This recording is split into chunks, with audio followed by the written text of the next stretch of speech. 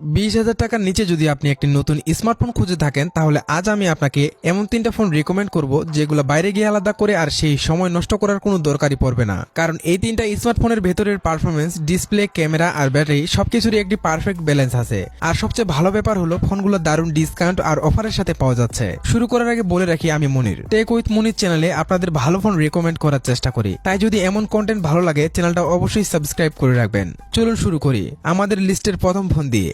এই ফোনটা মূলত তাদের জন্য যাদের 19,000 টাকার আশেপাশে এমন একটা ফোন দরকার যেটার ডিজাইন দেখতে সুন্দর, ডিসপ্লে ব্যবহার করতে স্মুথ লাগে, পারফরমেন্স এমন হয় যেন ফোন ব্যবহার করার সময় ল্যাগ না করে, হালকা পাতলা গেমিং করা যায়, আর সাথে যদি বড় ব্যাটারি পাওয়া যায় তাহলে তার কোনো কথাই নেই। এই সবকিছু আপনি পাবেন iQOO Z10X 5G ফোনটার ভিতরে। সামনে আছে 6.7 ইঞ্চির ফুল HD plus LCD display. AMOLED না হলেও 120 হার্টজ রিফ্রেশ রেট থাকার কারণে ডিসপ্লেটা ব্যবহার করতে যথেষ্ট স্মুথ ফিল হয়। ল্যাগ ফ্রি পারফরমেন্সের জন্য এর ভেতরে দেওয়া হয়েছে MediaTek Dimensity 7300 chipset, 6GB RAM আর 8GB RAM অপশন, আর সাথে UFS 3.1 স্টোরেজ। মানে বাজেটের কথা মাথায় রাখলে নর্মাল ইউজ আর বেসিক গেমিং দুটোতেই এই ফোনটা ভালো পারফর্ম দেবে।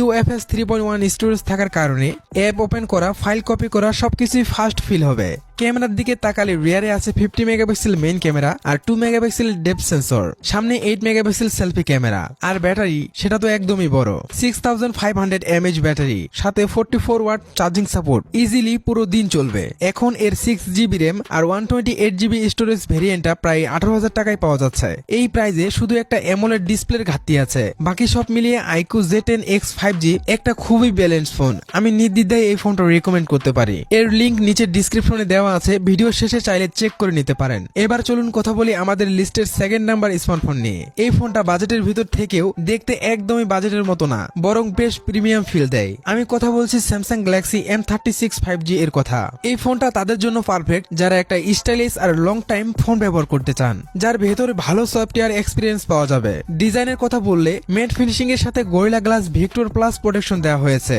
দেখতে ফোনটা সত্যি প্রিমিয়াম লাগে। সামনে আছে 6.7 ইঞ্চির ফুল HD plus super AMOLED display, সাথে 120 হার্টজ রিফ্রেশ রেট সহ। স্যামসাং এর সুপার অ্যামোলেড প্যানেল এমনিতেও নিজের একটা আলাদা নাম আছে। হ্যাঁ, এখানে ওয়াটার ড্রপ নচ আছে, কিন্তু এই বাজেটে এর চেয়ে ভালো ডিসপ্লে খুব কম ফোনেই পাবেন। পারফরমেন্সের জন্য স্যামসাং এখানে ব্যবহার করেছে তাদের নিজের Exynos 1380 চিপসেট। এই প্রাইজে ডে টু ডে ইউজের জন্য পারফরমেন্স একদম ঠিকঠাক, নরমাল কার্যক্রমে কোনো বড় ল্যাগ পাবেন না। কিন্তু এই ফোনটার সবচেয়ে বড় শক্তি হলো এর সফটওয়্যার। এখানে আপনি পাবেন One UI 7 আর সাথে 6 জেনারেশন পর্যন্ত OS আপডেট, মানে ভবিষ্যতে Android 21 পর্যন্ত এই ফোন ব্যবহার করতে পারবেন। ক্যামেরার দিক থেকেও ফোনটা প্রাইস অনুযায়ী বেশ ভালো। ফ্রন্টে 13 মেগাপিক্সেল সেলফি ক্যামেরা আর রিয়ারে 50 মেগাপিক্সেল মেইন ক্যামেরা OIS সহ।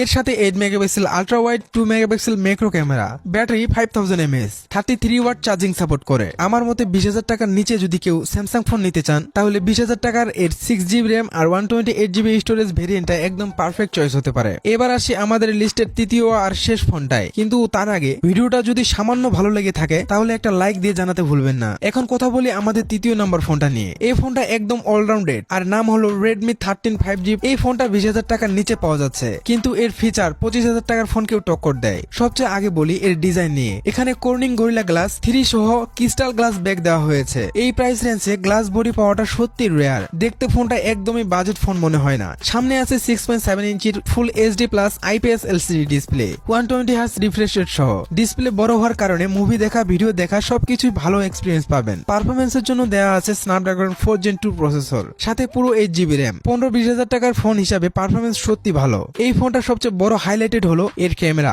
রিয়ারে আছে 108 megapixel main camera, 3x in sensor zoom সহ। ফটো ডিটেলস আর শার্পনেস বেশ ভালো পাওয়া যায়, সাথে 2 মেগাপিক্সেল সেকেন্ডারি ক্যামেরা আর সামনে 13 megapixel selfie camera. Battery 5300 mAh, 33 watt turbo charging support সহ।